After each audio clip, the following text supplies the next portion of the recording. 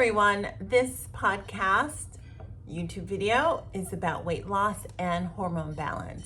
So one of the many things that affects our ability to lose weight and also affects our gaining weight is our hormones, or are our hormones.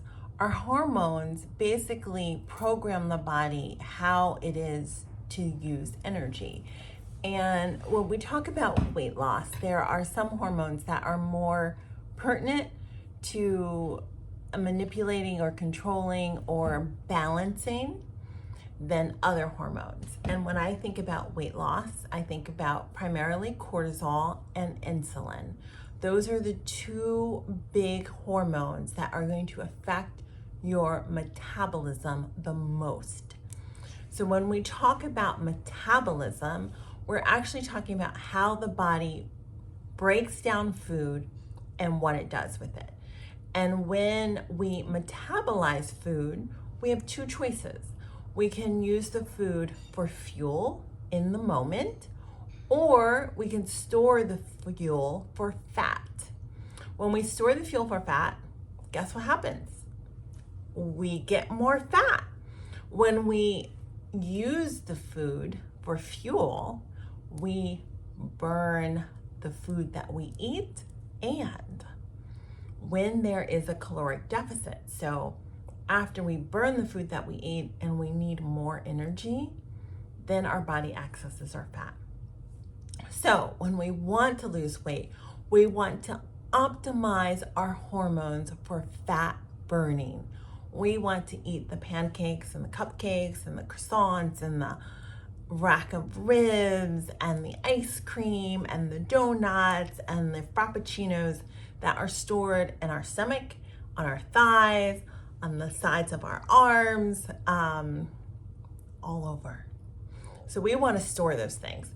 So what hormones do we need to think about when we want to burn off that extra energy? So I love to think of it of like, if I have excess fat, that I have a cupcake there. And when I was going through my weight loss journey, when I was losing my 90 pounds, what I would think about when tempted with, say, a cupcake or Pilar's chocolate cake, my favorite cake that I make, I would say, listen, you have Pilar's already stored on your thigh. You have Pilar's stored on your hip.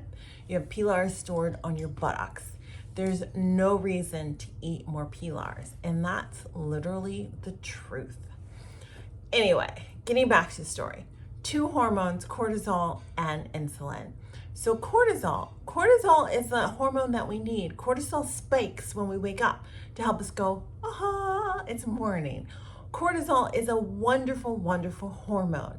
The only problem is sometimes our cortisol levels, instead of it being the wake up hormone or the, oh my gosh, a tiger is chasing me hormone, or take my hand out of a hot stove hormone, it becomes a constant hormone, which it is not meant to be. We are not meant to live in a constant state of elevated cortisol. So when we live in that constant state, think of cortisol as, in the old days, or as stories tell us, because we weren't alive then, when they had the medieval villages and there was a moat and there was a wall around the castle and there was this iron gate that came down that protected the castle and kept people from going into the castle, as well as kept people from leaving that territory. Think of cortisol as that gate coming down. So when your body is in stress, that gate comes down over all of your fat cells and says, energy is not coming out of here. That stored Pilar's chocolate cake, I am keeping it on my thighs.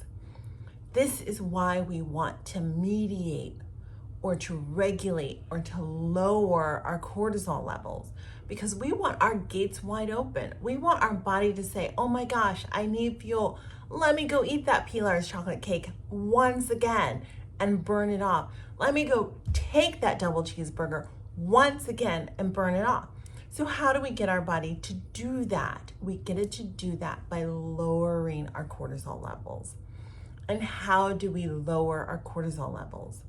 We do it through meditation. We do it through relaxation. We do it through laughing. We do it through things that give us joy. We do it through human touch. We do it through being in nature.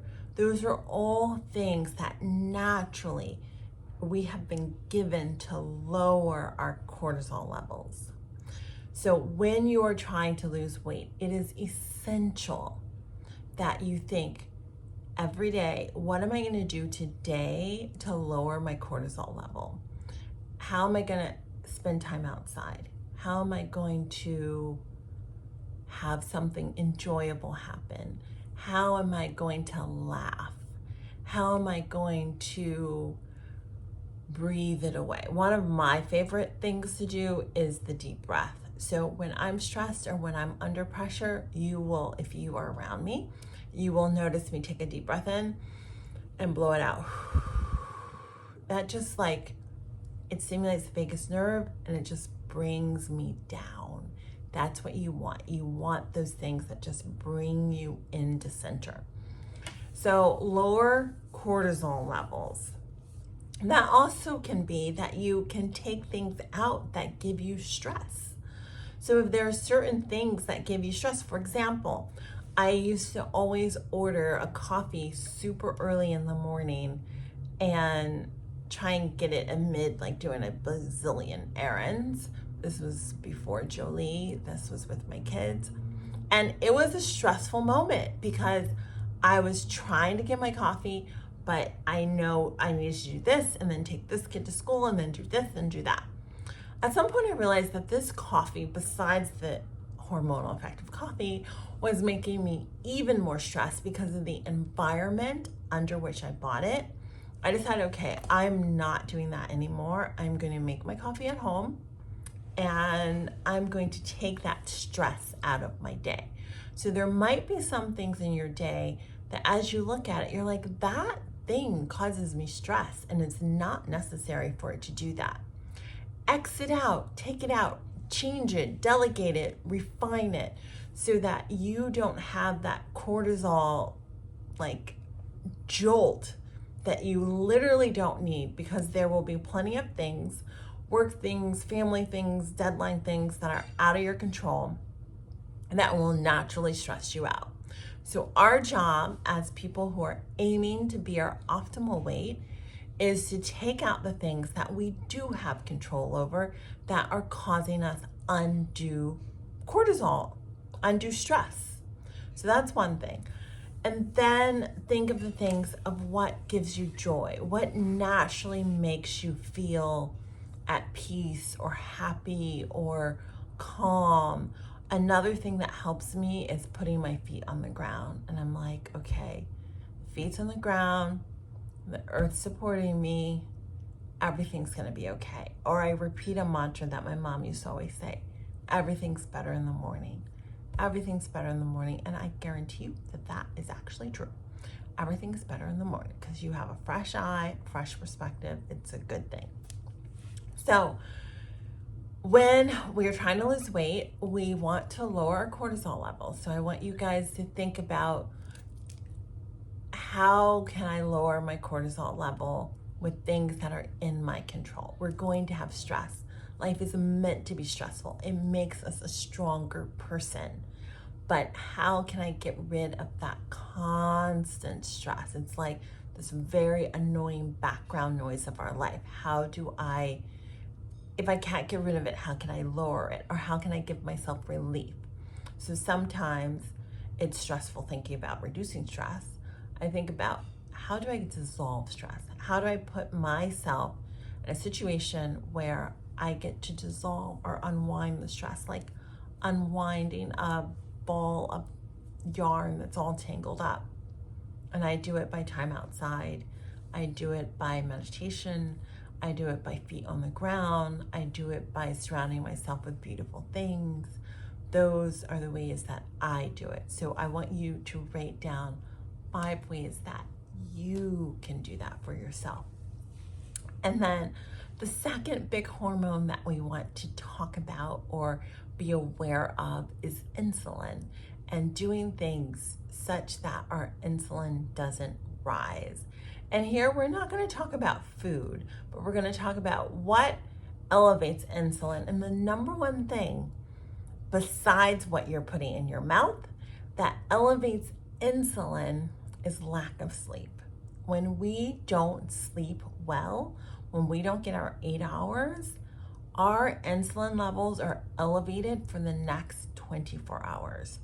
And so part of weight loss is learning to sleep, learning to put ourselves to bed, just like you imagine a little kid being put to bed, so that we get a good 8 hours of sleep.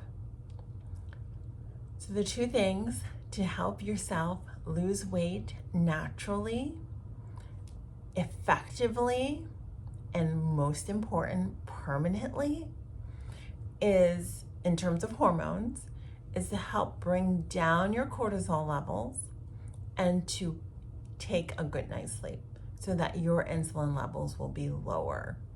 And a little tip here is that when we sleep well, also our cravings the next day, studies show, tend to be less.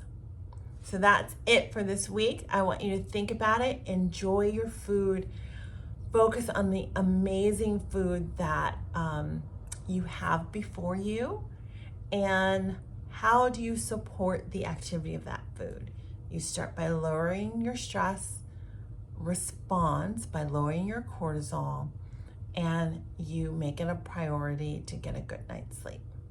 That's it. The rest, your body naturally wants to do. Talk to you soon.